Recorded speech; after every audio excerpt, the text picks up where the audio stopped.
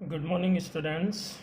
जैसा कि हमने कल पृथक्करण का नियम पढ़ा था और पृथक्करण के नियम में हमने क्या पढ़ा था कि भाई समयुग्मजी लंबे और समयुग्मजी बौने पादपों के मध्य जब संकरण कराया जाता है तो प्रथम पीढ़ी में विषम युग्मजी लंबे पौधे प्राप्त होते हैं।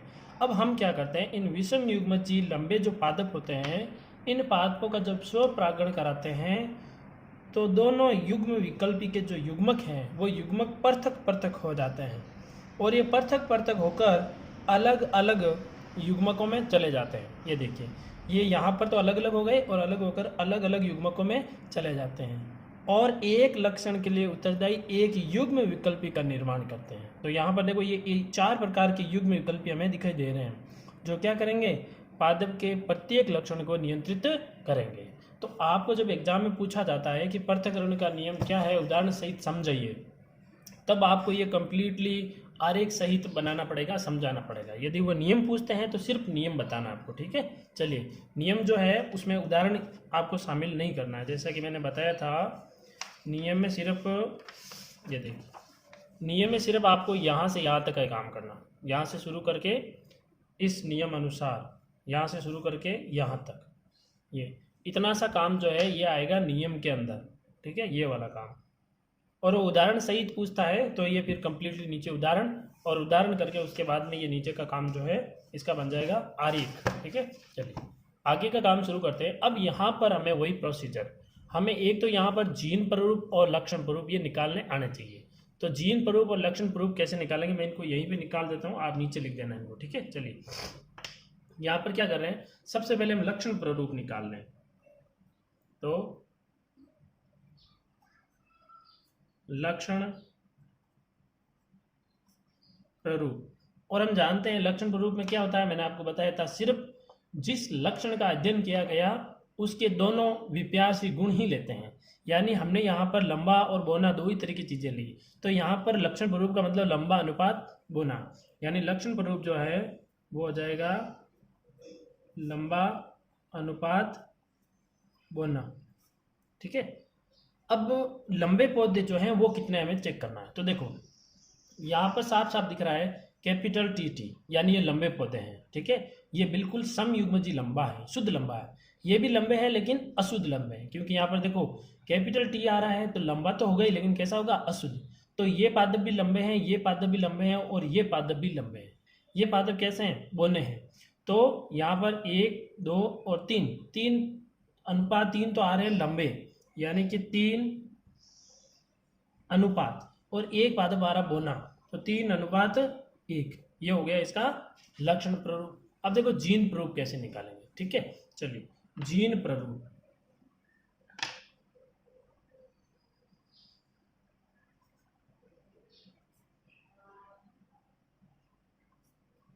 जीन प्ररूप, जीन प्ररूप में मैंने आपको कहा था आपको क्या ध्यान रखना है, जीन प्ररूप में ये देखना पड़ता है कि समयुग्मजी लंबा, समयुग्मजी बोना, विषम युग्मजी लंबा, इन तीनों चीजों का अनुपात देखा जाता है। यानी मैं लिख सकता हूं समयुग्मजी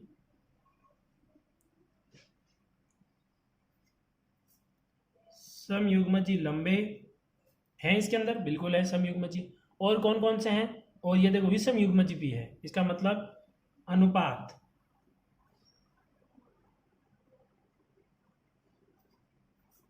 विषम युग्मजी लंबे अनुपात, और क्या है, और समयुग्मजी बोने भी हैं। तो समयुग्मजी, आप इसको ना इसके नीचे ही काम करना, ठीक है। मैं इसको साइड में लिखाता हूं ताकि इससे आपको आराम से समझ में आता रहे। समयुग्मजी बोने 3 प्रकार के ही हैं, कोई चौथा प्रकार नहीं है। तो अब देखो चेक करते हैं इनके बारे में। समयुग्मजी लंबे, देखो दोनों समान है तो समयुग्मजी हो गया। अब लंबे होने चाहिए, तो समयुग्मजी लंबा एक तो ये है और कोई नहीं है, यानी समयुग्मजी लंबा है उसका अनुपात आएगा 1 अनुपात।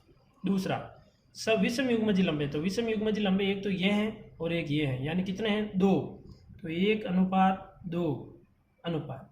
समयुग्मजी बोने, ये तो समयुग्मजी लंबा है, ये विषम युग्मजी लंबा है, ये है समयुग्मजी बोना, दोनों समान है तो समयुग्मजी छोटा है तो बोना है, तो यह आएगा 1।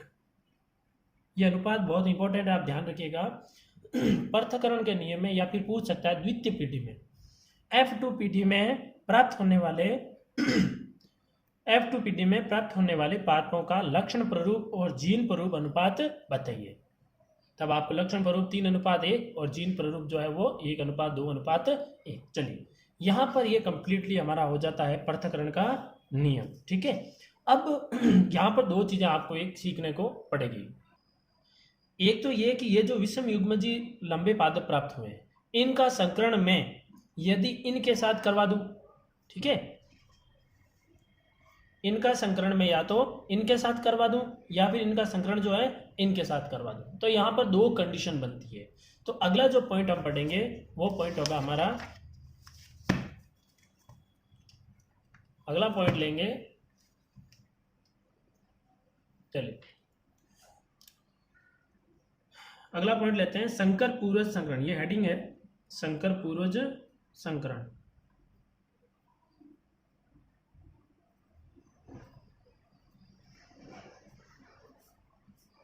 संकर पूर्वज संकरण,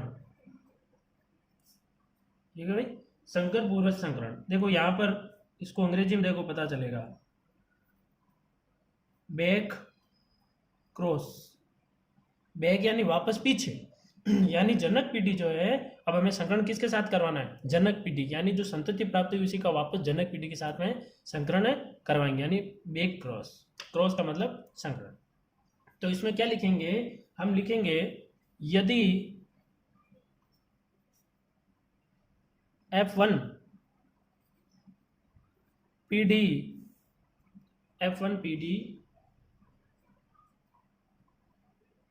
से प्राप्त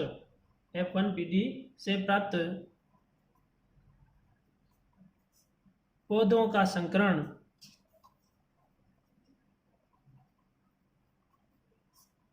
F1 पीढ़ी से प्राप्त पौधों का संकरण दोनों जनकों, जनक कौन कौन से थे, एक तो जनक थे कैपिटल टी, या फिर एक जनक था स्मॉल टी, है ना। तो यदि F1 पीढ़ी से प्राप्त पौधों का संकरण दोनों जनकों में किसी एक के साथ कराया जाता है, एक के साथ कराया जाता है, तो इसे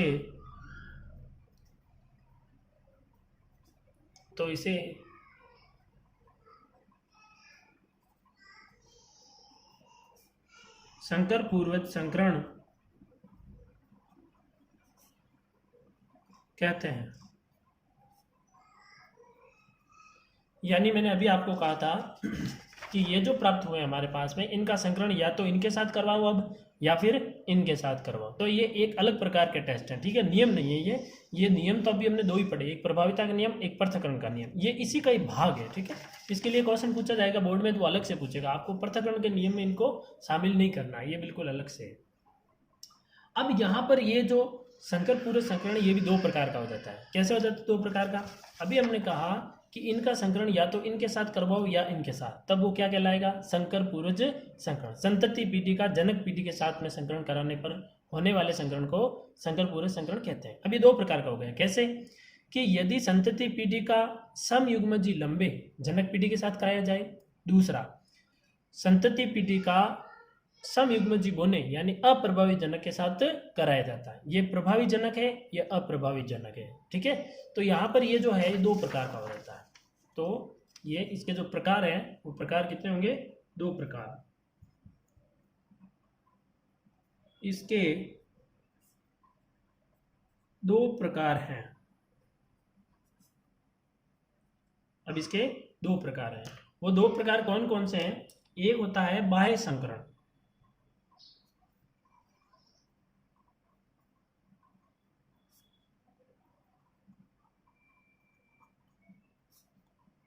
और दूसरा है परीक्षण संकरण।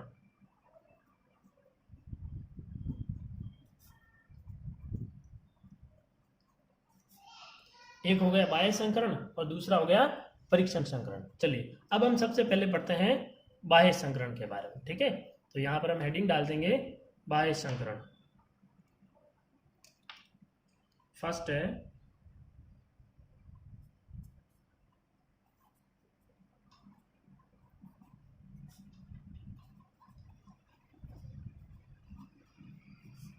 बाह्य संकरण। बाह्य संकरण को क्या कहेंगे? आउट, बाह्य हो गया क्रॉस, आउट क्रॉस। चलिए अब इसके बारे में देखते हैं। ओके, बाह्य संकरण में क्या होगा, हमारे पास में जो संतति पीढ़ी है उस संतति पीढ़ी का हम किसके साथ में संकरण कराएंगे? प्रभावी जनक के साथ में। यानी ये संतति पीढ़ी, इसका संकरण किसके साथ करवाना है? प्रभावी जनक के साथ। तो परिभाषा बन गई हमारे पास में कि F1 पीढ़ी से प्राप्त संतति पीढ़ी का संकरण यदि प्रभावी जनक के साथ कराया जाता है तो इसे क्या कहेंगे? बाह्य संकरण। तो लिखेंगे F1 पीढ़ी से प्राप्त F1 पीढ़ी से प्राप्त पादप, कैसे पादप हुए थे? ऐसे पादप प्राप्त हुए हमें, यही हुए थे प्रथम पीढ़ी में। F1 पीढ़ी से प्राप्त पादप का संकरण, पादप का संकरण प्रभावी जनक, और प्रभावी जनक कौन सा था? Capital T. प्रभावी जनक से F1 पीढ़ी से प्राप्त पादप का संकरण प्रभावी जनक से कराने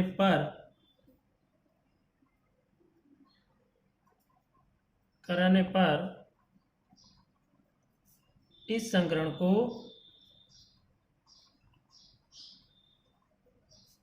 बाह्य संकरण कहते हैं। चलिए अब इसका हमें किसके साथ करवाना है? प्रभावी जनक के साथ में इसका संकरण करवाना है। तो बिल्कुल करवाते हैं। अभी देखिए, अब यहाँ से ध्यान से देखना, हमने क्या यहाँ पर 2-3 चीज़ें आपको ध्यान रखनी है। क्या क्या? देखो, पहला तो हमें सेम काम वही करना है। पहले हम लेंगे वही अपना जो है विषम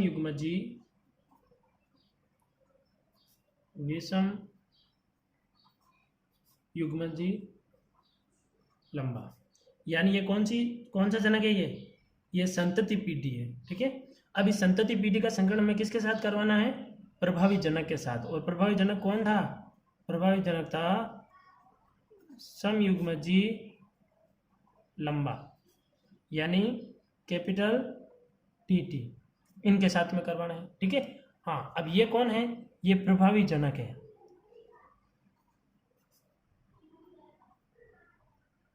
ये प्रभावी जनक है। तो फिर ये कौन है? ये है F1 पीढ़ी। देख लो इसको एक बार वापस इधर, ये देखो, ये है F1 पीढ़ी, ये F1 पीढ़ी है, और ये कौन है?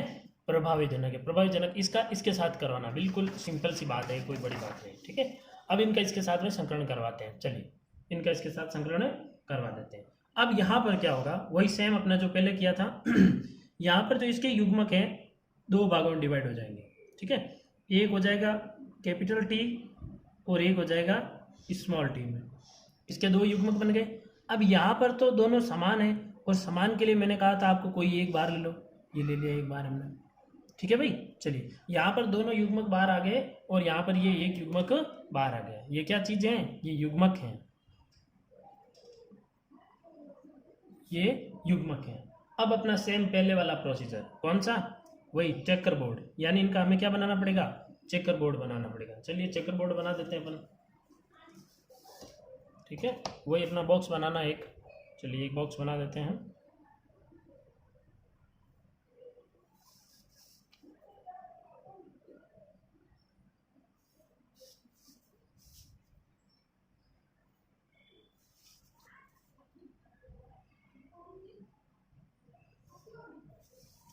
अब यहाँ पर देखो, यहाँ तो इधर एक ही आएगा, तो इधर तो एक ही बॉक्स रखना अपने को, इधर तो कोई ज़्यादा नहीं रखना बॉक्स। और इधर जो है, चलिए इधर जो है 2 बॉक्स होने चाहिए, यानी एक भाग में और डिवाइड कर दो। चलिए अब यहाँ पर सेम पहले की तरह लाइन खींच दीजिए, कोई भी एक नर कोई मादा मान लीजिए। तो इधर वाला मैं मादा मान लेता हूँ यानी प्लस, और इधर वाले में एरो यानी कि इधर प्लस वाला मादा होगा और एरो वाला नर होगा। तो इस वाले को इस बॉक्स में रखो, ये रख दिया,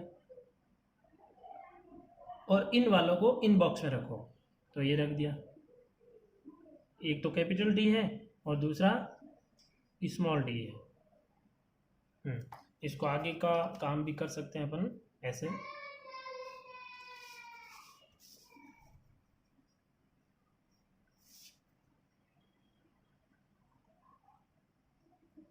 ऐसे। यहाँ पे क्या बता रहा है कि ये जो युग्मक है ये यहाँ है, और ये वाला युग्मक जो है